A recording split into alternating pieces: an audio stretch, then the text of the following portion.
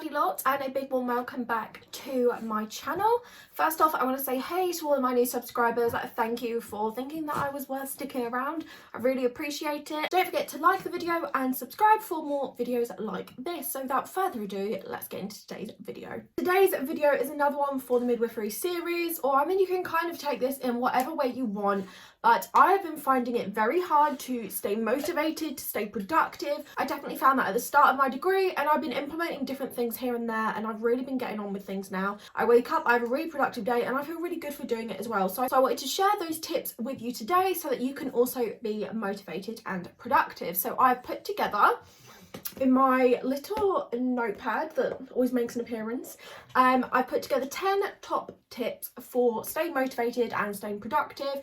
This can be when doing work, when doing study. I mean, it can kind of coincide with doing anything, but it's mainly focused on doing study, doing work, doing revision. So yeah. So tip number one is to fuel your body. So I'm talking about food, I'm talking about water, and I'm talking about sleep. These are the most pivotal parts in making sure that your brain is switched on, engaged, and you're just ready to learn and take things in. Because I don't know about you, if I've had no sleep the night before, I am...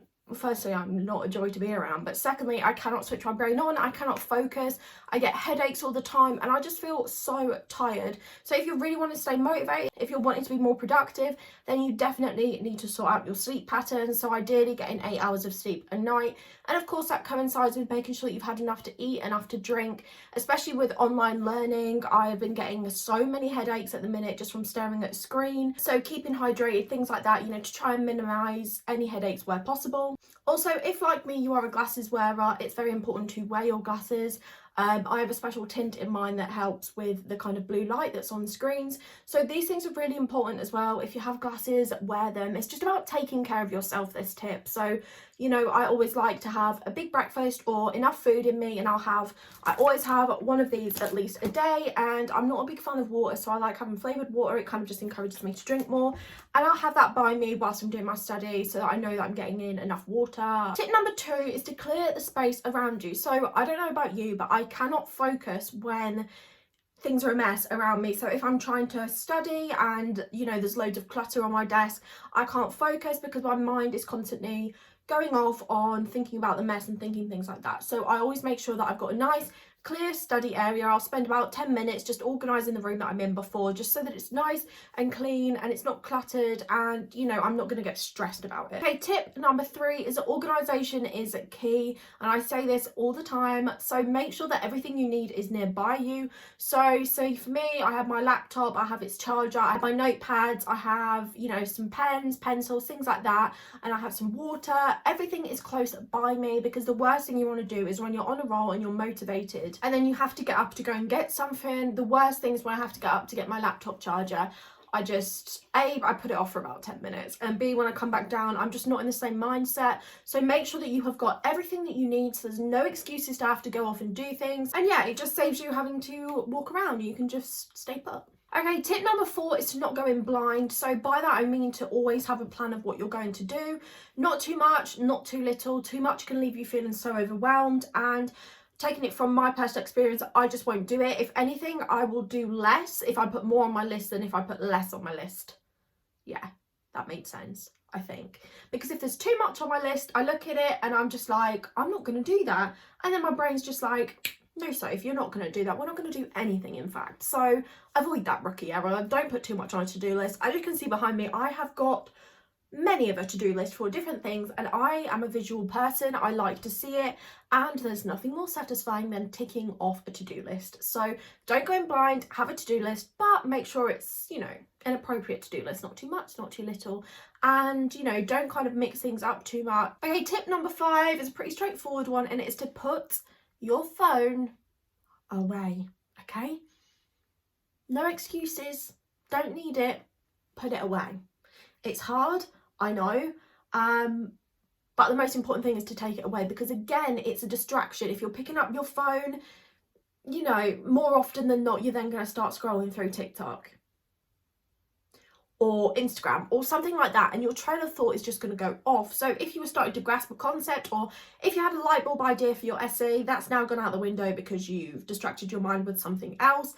Social media has a very good way of doing that. So make sure that your phone is far enough away that, you know, you can't just reach for it. More often than not, it's just a habit that you pick up your phone and you really don't need to. So minimize distractions by minimizing phone use. Tip number 6 is kind of like having a clear space, but you want to make sure that you've got a safe space, you know, a place where nobody's going to disturb you.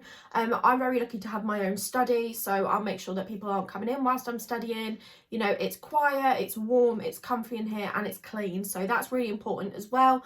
Goes inside with minimizing any distractions and just feeling comfortable in your space, and you know, you're not constantly on edge because you're worried that people are going to be listening to your lecture, or you know, people are going to be maybe talking in the background when you have to come on camera. So things like that just minimizes the anxiety, and it can just mean that you can concentrate fully on what you're doing. Tip number 7 is a really important one, and it is to take breaks. Okay, so again, this coincides with not doing too much all at once. You're going to want to split it into chunks.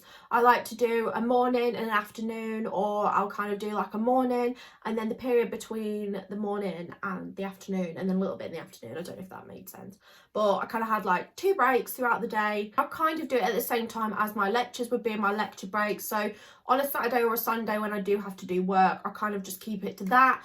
Taking breaks is really important. It gives you a mental break. It means you can come back feeling refreshed. Something I like to do in my break is to go for a walk or do a workout. You know, get those endorphins flowing, the happy hormone. You really want to get those endorphins running through your body, because you will come back feeling so much more refreshed and so ready to take on whatever you're going to tackle the afternoon. So take breaks and move your body and have a cup of tea. Okay, tip number 8 is to set a finish time and stick to it. So this is something I really struggled with at the start of my degree.